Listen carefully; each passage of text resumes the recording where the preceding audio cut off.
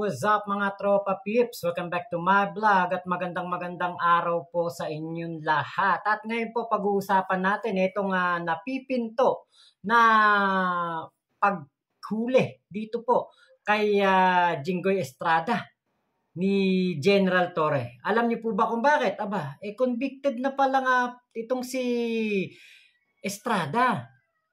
Convicted po siya. At ayun po ito sa balita. Ito, panoorin natin. Sandigan Bayan 5th Division acquitted Senator Jinggoy Estrada and businesswoman Janet Lim Napoles of plunder in connection with the infamous pork barrel scam. But the Anti-Graft Court Division convicted Estrada of 1 count of direct bribery and 2 counts of indirect bribery. According to the court, Estrada is sentenced to serve prison time of 8 to 9 years for the direct bribery conviction and 2 years to 3 years for each count of indirect bribery. Estrada, who was present during the promulgation of his case, is also suspended from holding public office and has been temporarily disqualified from having the right to vote. He is asked to pay a 3 million peso fine, but since Estrada's bond for his bail and travel goes way beyond that, the court will hold on to the bond for now. Napoles, who attended through online means... Ayan convicted na daw po itong si Estrada sa bribery. At kailangan niyang iserve ang 8 hanggang 9 na taon na sentensya. Aba, ibig sabihin ba nito soon, malapit na nga mahuli itong si Estrada o huhulihin itong si Jinggoy ng ating CIDG Chief General Torre. Kasi po ito ay balita itong lumabas noon pong January 19, 2024. Alam natin nanalo tong si si Estrada 2022. So ibig sabihin pala, convicted na pala tong si Estrada at may posibilidad po na mahuli siya. Na-acquit siya sa plunder. Pero meron siyang kaso na bribery. Ngayon po, bukod sa bribery, meron din po siyang kaso na graft. Ito naman po. Kapilan ni Senador Jinggoy Estrada na i-dismiss ang kasong katiwalian ibinasura ng Sandigan Bayan. Nagbabalita at nagsaserbisyo mula sa Sandigan Bayan si Gab Gon, Gabriel Gonzalez, ikwento mo. Magandang gabi ulit, Johnson. Hindi kinatigan ng korte ang apela ni Senator Jinggoy Estrada na ibasura ang kasong graft na isinampa sa kanya kaugnay ng kinasangkutang pork barrel scam.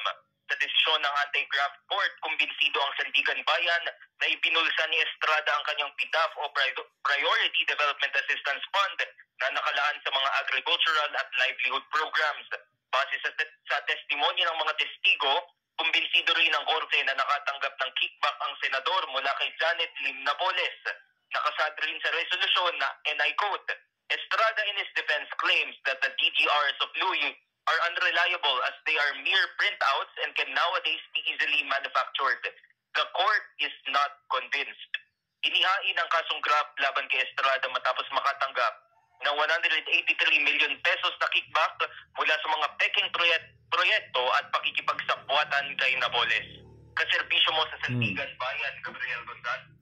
Ayan, 100 million, 185 million ba? Napakalaking pera, no? Ng primo Sandigan Bayan ay naano, 'di ba? Kumbaga parang hindi kumbinsido po sa paliwanag nitong si Jinggoy, sa depensa ni Jinggoy. So hindi po binasura at kumbinsido pa ang Sandigan Bayan na merong binulsa talaga etong si Jinggoy at meron daw po etong si Jinggoy na natanggap na kickback o pera mula dito kay Janet Lim Napoles. Nako, yan na nga ba?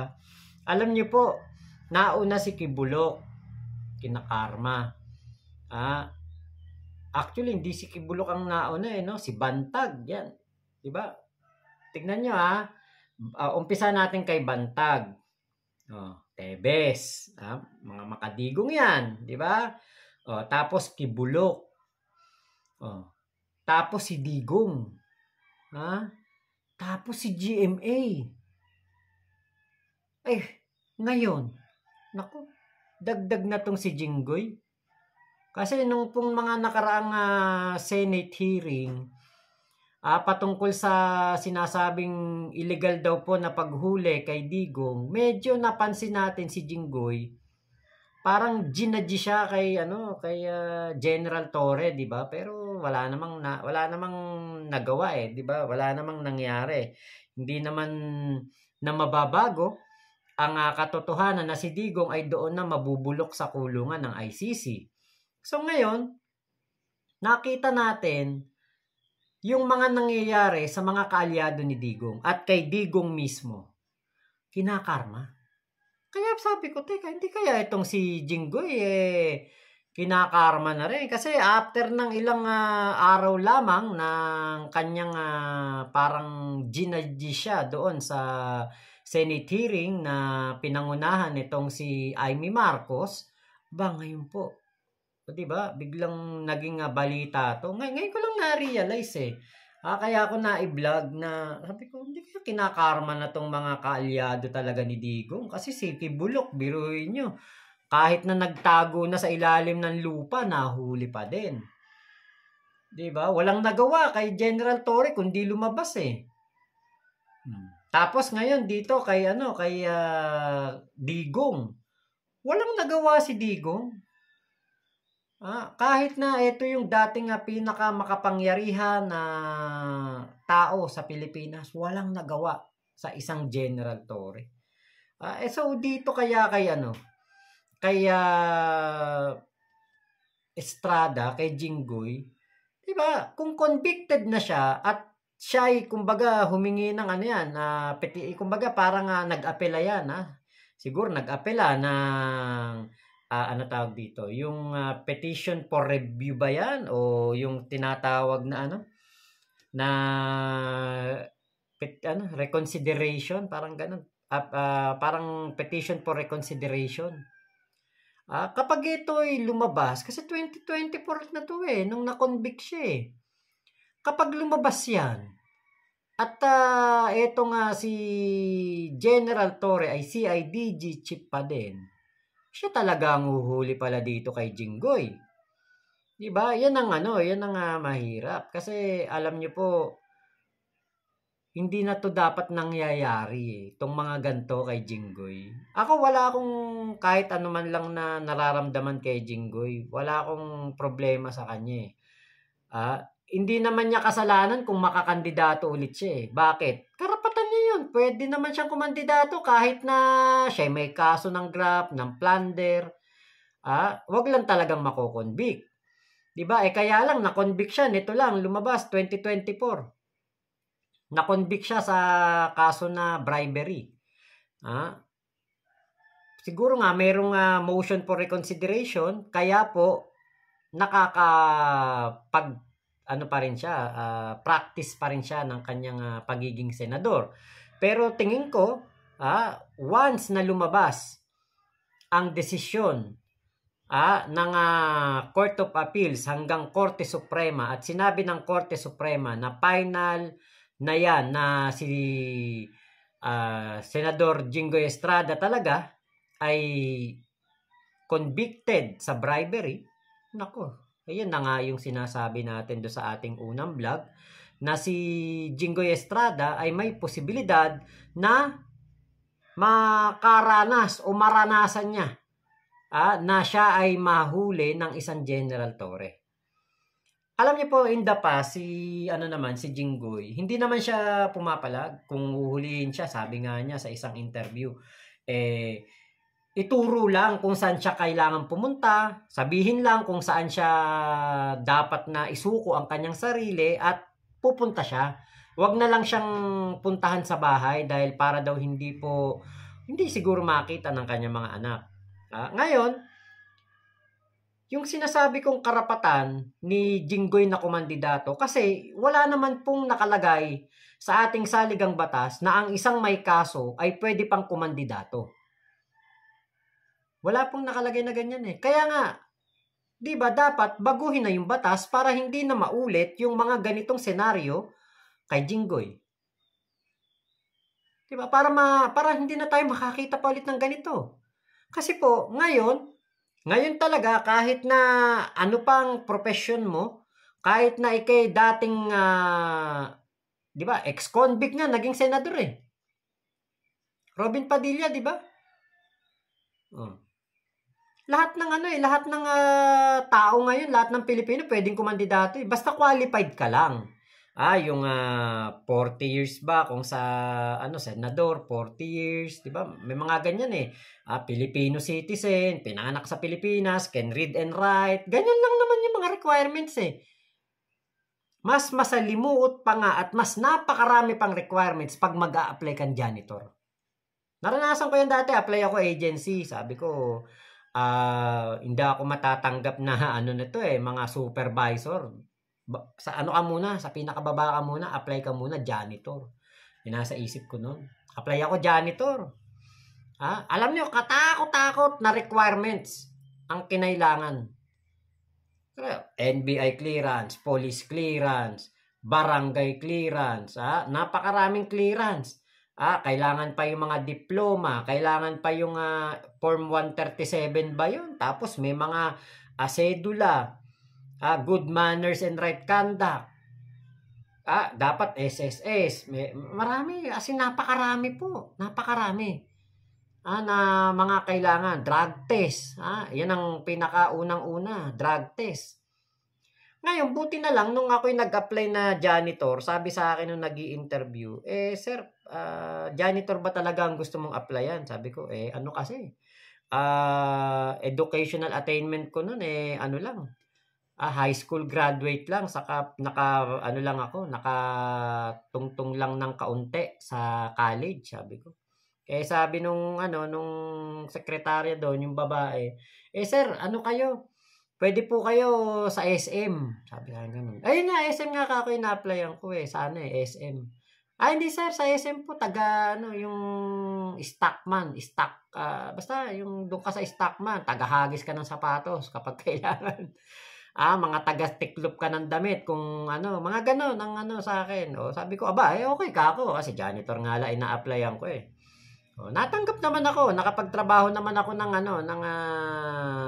taga-tiklop ng damit. Nakapagtrabaho naman ako stockman. Ang dami kong naging trabaho, pati fast food, nalibot ko yan. Jollibee, McDo, Burger King, Wendy's, Chowking, pati mga burger machine na yan, minute burger, natrabahuhan ko yan. Napakarami ko naging trabaho. 7-Eleven, waiter, lahat po ng alos trabaho. Tubero, diyan sa Balagta, sa Hiyas, diyan sa Giginto. Kapag trabaho ko diyan sa Lloyd's Pharmaceutical, Malolos, ang dami ko na trabaho. Lahat napakaraming requirements. Parang mas madali pala mag-apply ka na lang na senador o mag-apply ka na lang na congressman alam niyo kung bakit? Kapag mag-apply ka ng ganyang posisyon sa gobyerno, hindi kailangan ng NBI clearance. Hindi kailangan ng police clearance. Diba? Kapag ikay kumandidato, mukha mo lang, ilalagay mo sa tarpaulin, mukha mo lang ang isasagka mo sa harapan ng mga tao. Pwede ka nang manalo. Walang hindi ini-screen. Hindi katulad sa pag mag-a-apply kang janitor, may screening. First interview, second interview, third interview, final interview. Tapos pagdating mo dun sa trabaho, training pa. Kapag ikaw ay hindi nakapasa sa training, kapag medyo natapat-tapat ka sa medyo maldita, medyo suplada at medyo ayaw ng nasasapawan na trainer o yung nauna sa iyo, yung nauna sa iyo na trabahador, ay lahat ng interview mo na yan, baliwala yan. Hindi ka makakapasa ng training. Diba? Pero pag ikay kakandidatong senador, kahit na ikay may kasong graft, bribery, plunder, pwede. Diba, Sus Mariusep? Ano ba to? Diba, sino ba gumawa ng batas na yan? Electoral law o ano man ang tawag dyan, election rules, diba? Dapat baguhin. dapat dagdagan ng mga requirements para maiwasan natin na yung kahit yung mga scammer nga nakakakandidato eh. 'Di ba? Oh, si Kulaong. Oh, kumakakandidato dapat 'yan, senador na naman. Natakot lang na masilip ang kanyang ginagawang katarantaduhan kaya umatras. 'Di ba? Kahit scammer, kahit yung mga may kaso. Yun nga yung sino ba yung nakakulong noon sa BJMP? Nakakulong sa BJMP, nanalo, barangay captain. Paano makakapagsilbi yan? O ngayon, katulad niya si Digong, nakakulong sa ICC. Baka yung nakakulong sa BJMP, matanggap pa natin eh. Baka kada dalaw, pwede siyang kausapin ng kanyang sekretarya. Kapag merong pagkakataon na pwede siyang dalawin, di ba? Makausap ang kanyang pamilya. O eto ang aking plano. Eto gawin nyo sa barangay. O ganito ang gawin nyo. O eto ang itulong nyo sa ating mga kababayan. Baka yun, pwede pa eh. Pero yung si Digong, nandoon sa Dahig, nakakulong doon na napakahirap makapasok. Ultimo anak, ultimo pamilya, hindi makapasok basta-basta. Sa loob ng isang araw, isang abogado at isang family member lang ang pwedeng dumalaw. Naging lang nun, special lang noong birthday ni Digong, pinagbigyan. 3 yata, si Sarah, si Kitty at si Hanilet, nakapasok sila. At meron pang extra time. Kasi birthday. Pero kung hindi mo birthday, mahigpit sila. Di ba si Hanilet nga, saka si Kitty, 2 beses na deny na makapasok. Ngayon, paano mangyayari yun? Si Digong, kunwari manalong mayor yan. Kunwari lang, manalong mayor, matalo si Nograles. Paano makakapagsilbi yan? Kapag ikaw ay mayor, dapat katulad ka ni Vico Soto, dapat katulad ka ni Yorme Isko Moreno. Na hands-on sa lahat ng kanyang ginagawa bilang mayor. Itong si Digong, paano yan? Diba? Paano ngayon yan makakapagsilbi kung nakakulong? Sa iba yung dagat pa. Ano yun? Dadali niya yung opisina niya dun sa Dahig. Sino gagastos? Taong bayan. Davao City ang gagastos ng kanyang opisina dun sa Dahig. Para kapag oras na meron siyang iuutos, meron siyang mga policy, meron siyang mga kung ano-anong ordinansa na naiisip niya, sasabihin niya sa kanyang abogado, i-relay doon sa mga sekretarya. Diba? Parang ang hirap. Dagdag gastos, hindi praktikal. Taong bayan pa ng Davao ang mag-shoulder. Diba? Kahit na sabihin mong walang problema sa mga taga Davao yan. Diba? Pero, yung sa halip na yung perang gagastusin ng gobyerno ng Davao na pantulong sa mga mahihirap, mapupunta pa sa pag-upa ng bahay ng mga sekretarya ni Digong dun sa Dahig. Diba? Ito yung kailangan baguhin eh. Para hindi na tayo makakita pa ng isang Jinggoy na may posibilidad na makulong at hindi na maging senador. Di mababawasan na naman ng senador. Diba? Kung sakaling lumabas ang kanyang desisyon ng Korte Suprema o ng Court of Appeals na si Jinggoy ay pwedeng hulihin dahil siya talaga ay convicted sa bribery. Diba? Kaya nga sabi ko sana baguhin ang batas na yan no? Basta may kaso. Kunwari kakandidato na kongresista o yung sa party list o kaya kakandidatong senador. Pupunta doon sa registration ng COMELEC kada malapit ng election, di ba? Nagpapa-registration sila diyan sa may Maynila, yung sa may Luneta. Nakalimutan ko yung lugar eh. Sa may Quirino ba 'yon? Tapos di ba? Pagpunta nila diyan, dapat bago sila pumunta diyan, meron silang dalang NBI clearance. Na doon sa NBI wala silang kaso. na ongoing. Or doon naman sa kanilang bayan, dapat meron silang daladalang police clearance na doon sa kanilang lugar dapat malinis ang kanilang pangalan, na wala silang kinasasangkutan man lang na kahit ano man lang nagulo. Diba ganun sana? Kasi nakakahiya na katulad nating mga Pilipino na nagsisikap tayo na mapabuti ang buhay ng ating mga pamilya, na tayo ay lumaki, pinagsikapan ng ating mga magulang na tayo magkaroon ng magandang buhay. Yung pangalan natin, apelido natin, dala-dala natin na dapat malinis yan, dapat walang mantsa yan. Tapos boboto tayo ng mga kriminal. Boboto tayo ng mga ex-convict. Boboto tayo ng mga nakakulong. Tayo nga malaya Tapos magsisilbi nakakulong. Parang nakakabastos naman yun masyado sa ating mga Pilipino. Kailan ito babaguhin?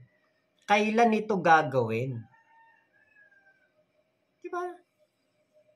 Alam nyo, sa totoo lang, nung lumabas tong issue na ito kay Jinggoy Estrada, sabi ko, there is time for reckoning.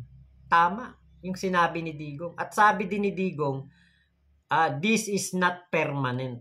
Oo, totoo, tama. Temporary lang talaga ang mga kapangyarihan na binibigay sa tao. Temporary lang ang kalakasan ni Digong, yung kanyang pagiging presidente. 6 na taon lang yun. Kita nyo, after ng 6 na taon, nasa na ngayon? Nakakulong. Si Jinggoy, di ba kahit ano pang kapangyarihan ng kanyang ama, sinipa sa Malacanang. Kahit na ano pang kapangyarihan niya bilang senador, isang General Torre lang ang huhuli sa kanya. Kahit ano pang lakas ni Kibulok, General Torre lang ang nagpaluhod kay Kibulok.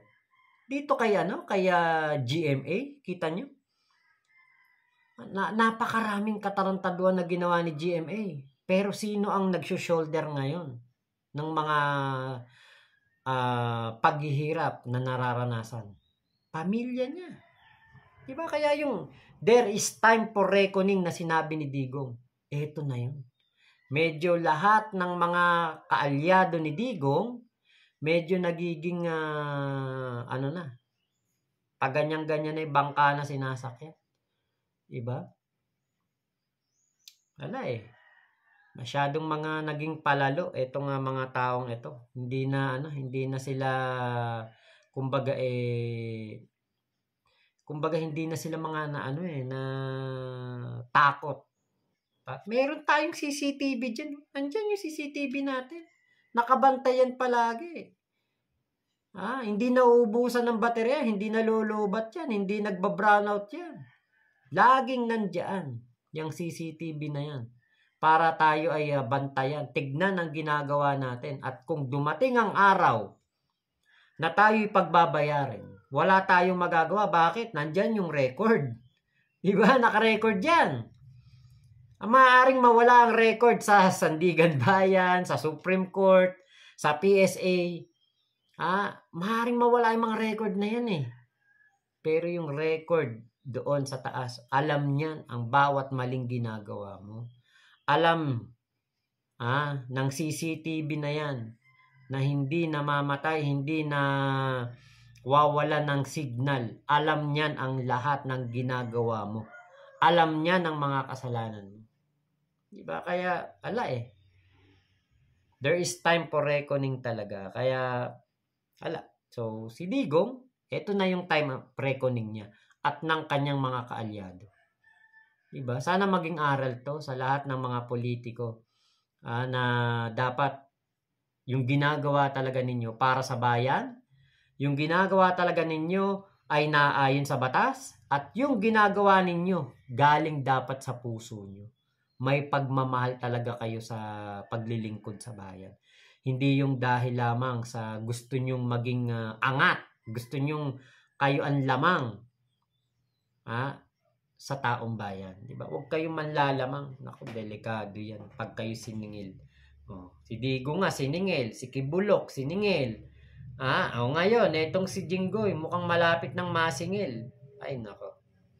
So, yun lamang po. Maraming salamat sa pagsama nyo dito sa aking vlog na ito. Ingat po kayo. Nasa mang panig kayo ng mundo. Mwah, chup, chup. Love you. God bless us all. Pilipinas. God first. Shoutout kay Kuya Ricky Kayaban, Kuya Sole. Ayan, shoutout sa inyo dyan, kung saan man kayong bansa naroon. At sa ating mga tropa pips dyan sa Santa Maria. Si Boss Ryan, Daddy Emil at Mami Mameng. At sa lahat ng inyong mga tauhan, shoutout po. At kay Ninita Umali ng Bustos, Kuya Marvin Berhel de Dios, shoutout. At kay Nanay Emelita de la Cruz, shoutout po At kay Nay Merlita Berhel de Dios. Ayan, lahat ng mga tropa pips natin. Nay Elvira David, shoutout din po sa inyo. So, bye-bye po. Ingat po kayo. Salamat.